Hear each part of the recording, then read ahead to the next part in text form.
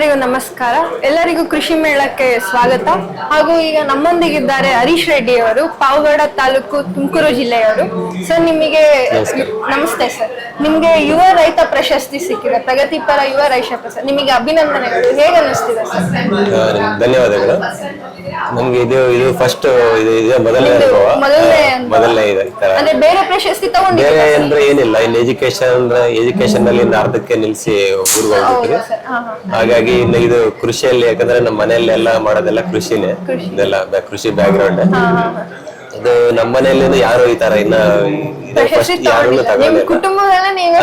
First ನಿಮ್ದು journey ಹೇಗಿತ್ತು sir ಕೃಷಿನಲ್ಲಿ? ನೀವು ಯಾವಾಗ ಓದೋದ್ ಬಿಟ್ರ? ಕೃಷಿ ಕೃಷಿ ಅಂದ್ರೆ ಈ ತರ ಓದ್ಕೊಂತಾನೆ ಹೋದಾಗೆಲ್ಲ ಮನೆಯಲ್ಲೆಲ್ಲ ಅದೇ ಕೆಲಸ ನಮ್ದು.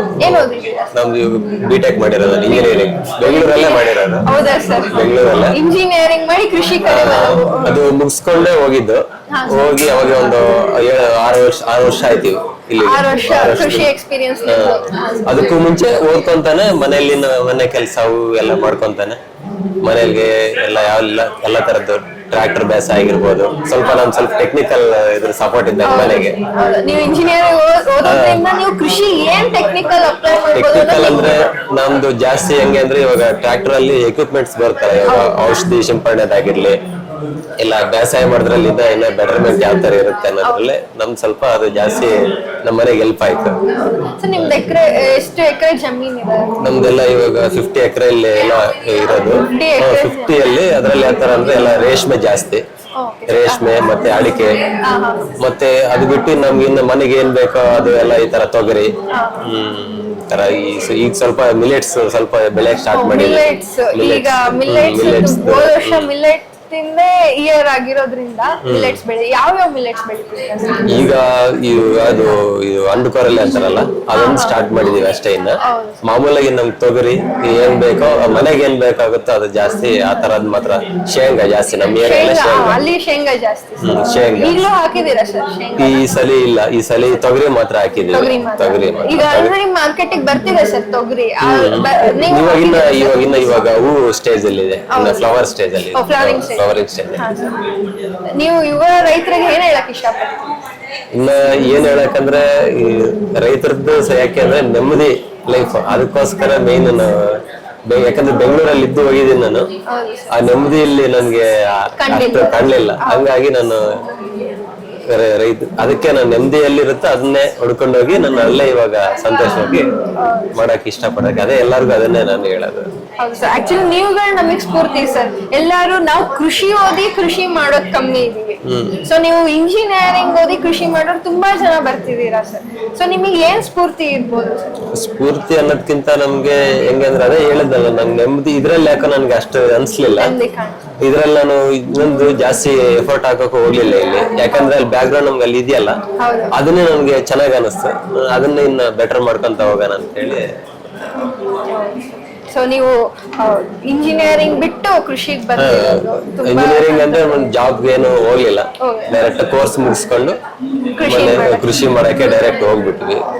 ತೊಗರಿ ಅಡಿಕೆ ಬಿಟ್ರೆ ಇನ್ನೇನೇನ್ ಮಾಡ್ತೀರಿ? ಅಂದ್ರೆ ಹಸು ಹೈನುಗಾರಿಕೆ? ಹಸು ಇದೆ, ಹಸು ಹೈನುಗಾರಿಕೆ ಅಂದ್ರೆ ಅದನ್ನು ಅಷ್ಟೇ. ನಮ್ಗೆ ಇವಾಗ ತೊಗರಿಗೆ ಆಗಿರ್ಲಿ, ಒಟ್ಟು ಹೊಲಕ್ಕೆ ಏನ್ ಗೊಬ್ಬರ ಬೇಕೋ ಅದಕ್ಕೆ ಎಷ್ಟು ಅಂತ ಗೊಬ್ಬರ ನಾವೇ ಇದ್ ಮಾಡ್ಕೊಂತ ಹೊರಗಡೆ ಕೊಂಡ್ಕೊಳ್ಳೋ ಅಷ್ಟೇ ಇಲ್ಲ, ಅದು ಜೊತೆಗೆ ಅದು ಕೊಂಡ್ಕೊಳ್ಳೋದನ್ನು ಮತ್ತೆ ಮನೆಗೆ ಎಷ್ಟು ಬೇಕು ಅಷ್ಟು ಹಾಲು ಎಲ್ಲ.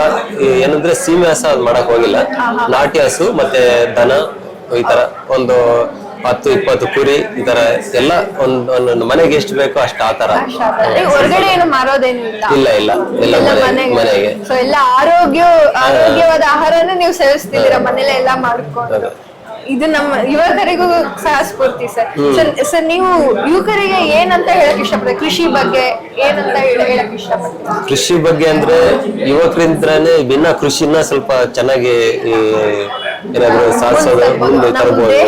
ಯಾಕಂದ್ರೆ ಟೆಕ್ನಿಕಲಿ ಇದನ್ನ ಯೂಸ್ ಮಾಡ್ಕೊಂಡ್ರೆ ಇನ್ನ ಬೆಟರ್ ಆಗಿ ನಾವು ಈಲ್ಡ್ ತೆಗೆಯೋದಾಗಿರ್ಲಿ, ಒಂಥರ ಎಲ್ಲ ನಾವು ಸಾಧನೆ ಮಾಡೋದಕ್ಕಾಗಿರ್ಲಿ ಯುವಕರಿಂದನೇ ಸಾಧ್ಯ ಅಲ್ಲ. ಅದಕ್ಕೆ ಹಂಗಾಗಿ ಯುವಕರು ಬರೋದೇ ಒಳ್ಳೇದು. ದೊಡ್ಡವರ ಆಶೀರ್ವಾದ ಇರಬೇಕು. ಅವ್ರು ಹೇಳ್ಕೊಟ್ಟಂಗೆ ನಾವು ಅದನ್ನ ಹಂಗೆ ಅದ್ರ ಜೊತೆಗೆ ನಮ್ದು ಕಲ್ತ್ಕೊಂಡು ಆಗ ನಾವು ಸೋಲನ್ನು ನೋಡೋದು. ಇನ್ ಮೇನ್ ಏನಂದ್ರೆ ನಮ್ಮ ಮನೆಗೆ ನಮ್ಮ ಅಪ್ಪಾಜಿ ಅವರು ಮತ್ತೆ ನಮ್ಮ ಚಿಕ್ಕಪ್ಪ ನಮ್ದೆಲ್ಲ ಜಾಯಿಂಟ್ ಫ್ಯಾಮಿಲಿ, ಅವ್ರ ಸಪೋರ್ಟ್ ನಮ್ಗೆ ಜಾಸ್ತಿ ಇತ್ತು. ಹಂಗಾಗಿ ನಮಗೂ ಸ್ವಲ್ಪ ಅದು ಜಾಸ್ತಿ ಕೃಷಿ ಅಂದ್ರೇನೆ ಜಾಸ್ತಿ ಸ್ವಲ್ಪ ಕಷ್ಟದ ಕೆಲಸನೇ ಸ್ವಲ್ಪ. ಅವ್ರಿಂದ ಸಪೋರ್ಟ್ ಜಾಸ್ತಿ ನಮ್ಗೆ ಯೂಸ್ ಆಯ್ತು. ಸರ್, ಕೃಷಿ ಮೇಳ ಇದು ನೀವು ಮೊದಲನೇ ಬಾರಿನ ಬರ್ತೀರಾ? ಇಲ್ಲ, ಇದು ಮೂರನೇ ಸಲ. ಪ್ರತಿ ಸತಿ ಬಂದಾಗ್ಲೂ ಕೃಷಿ ಪ್ರಶಸ್ತಿ ತಗೊಳ್ಳೋರ್ನ ನೋಡಿರ್ತೀರಾ ನೀವು?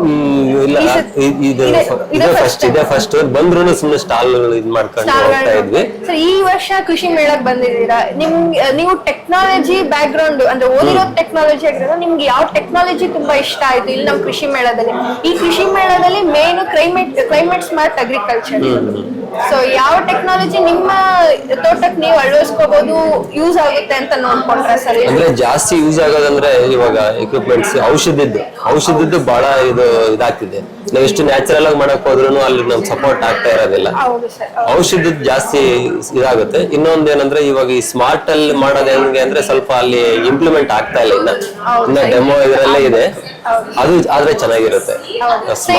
ಈಗ ಡ್ರೋನ್, ಈಗ ಕ್ಲೈಮೇಟ್ ಸ್ಮಾರ್ಟ್ ಅಗ್ರಿಕಲ್ಚರ್ ಅಂತ ಒಂದು ಕ್ರಾಪ್ ಪ್ಲಾಟ್ ಅಲ್ಲಿ ನೋಡಿದೀರಾ?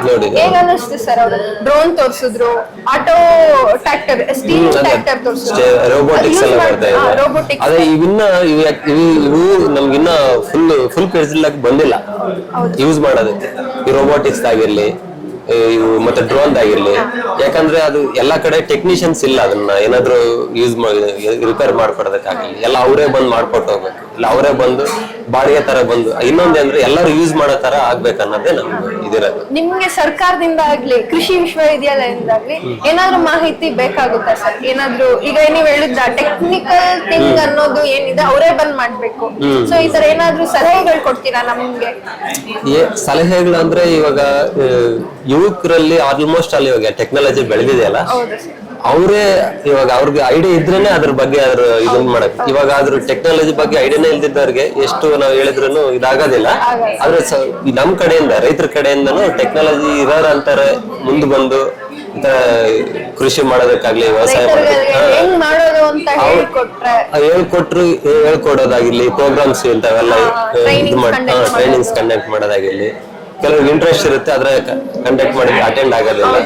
ಅದೆಲ್ಲ ಆದ್ರೆ ಸ್ವಲ್ಪ ಇನ್ನೂ ಚೆನ್ನಾಗಿ ಇಂಪ್ರೂವ್ ಆಗ್ಬೋದು. ಈ ಪ್ರಶಸ್ತಿ ಸಿಕ್ಕಿರೋದು ನಮಗೂ ಖುಷಿ. ಹೀಗೆ ಹೆಚ್ಚು ಪ್ರಶಸ್ತಿ ತಗೊಳ್ಳಿ. ಮೊದಲನೇ ಪ್ರಶಸ್ತಿ ಅಂದಿಲ್ಲ, ಹೀಗೆ ಪ್ರತಿ ವರ್ಷ ಕೃಷಿ ಮೇಳಕ್ ಬನ್ನಿ ಅಂತ ಹೇಳ್ತಾ ಅಭಿನಂದಿಸ್ತೀನಿ. ಇವಾಗ 4 ವರ್ಷದಿಂದ 4ನೇ ವರ್ಷ. ತುಂಬಾ ಥ್ಯಾಂಕ್ ಯು ಸರ್, ನಿಮ್ ಟೈಮ್ ನಮ್ ಜೊತೆ ಸ್ಪೆಂಡ್ ಮಾಡಿ ಮಾತಾಡಿದ್ಕೆ. ನೀವು ನಮ್ಗೆಲ್ಲರಿಗೂ ಸ್ಫೂರ್ತಿಯಾಗಿದ್ದೀರಾ. ತುಂಬಾ ಥ್ಯಾಂಕ್ ಯು ಸರ್.